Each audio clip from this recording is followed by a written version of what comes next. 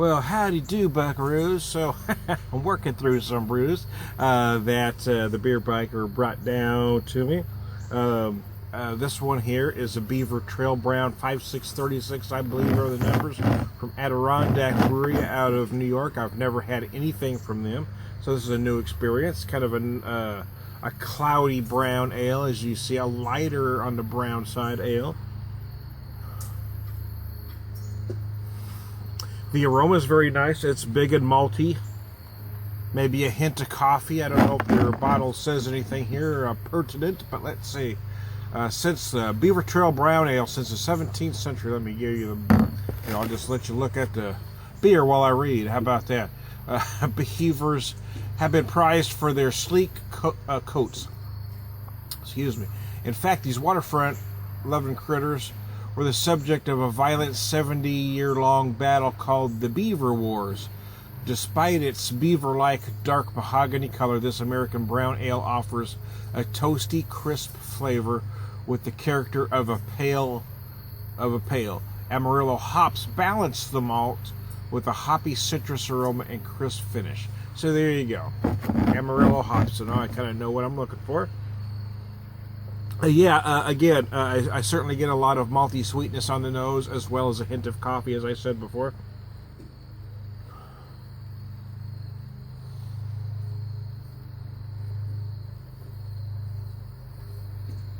Oh wow, that's interesting. Yeah, wow, that's more than just a little citrus at the end. I wasn't expecting that. It's got a very different finish for a brown ale.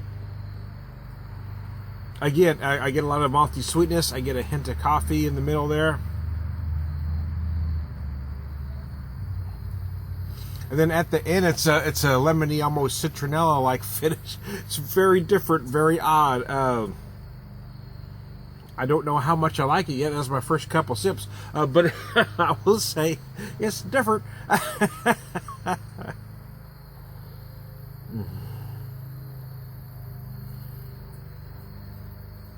As I'm letting her sit, I am getting more citrus on the nose. Early on, I was just getting that malt sweetness.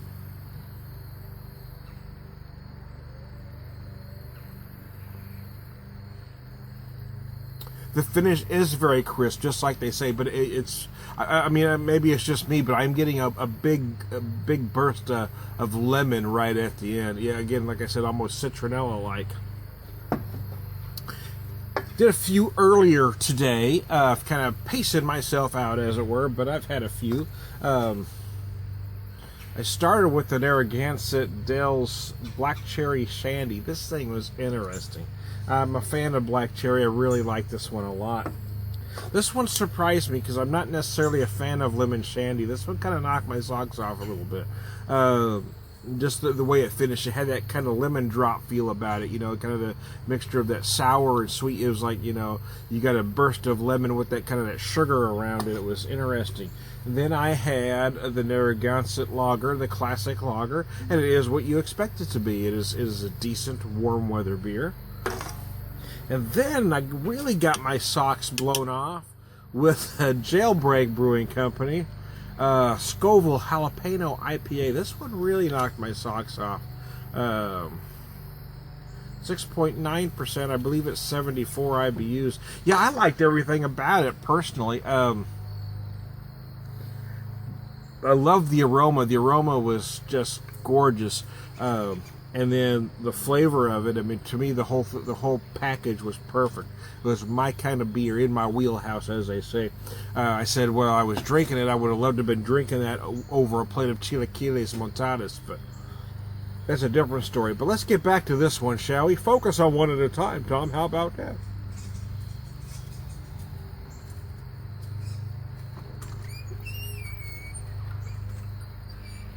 I gotta tell you, this one's interesting. I'm not sure how well it's working for me, in all honesty, because it is different. I don't, typically you don't get that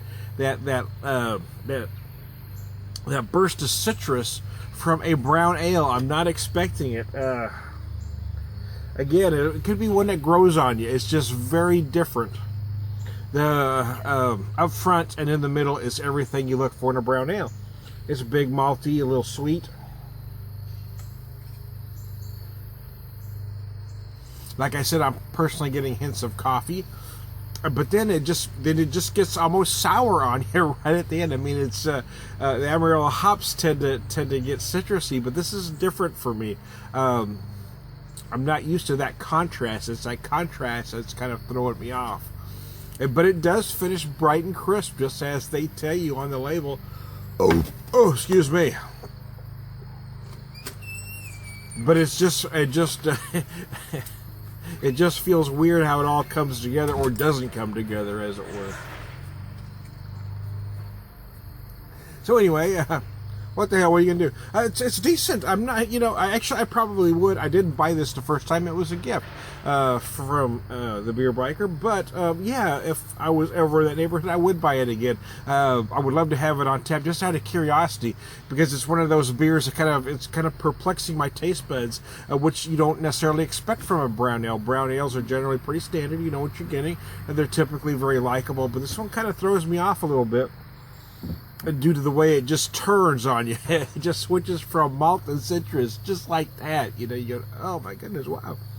So anyways, I may do an addendum, who knows, I may not, but I'm not sure where to go from here, so I'm going to quit talking. This is time to Beer Whisper. We'll talk to you later.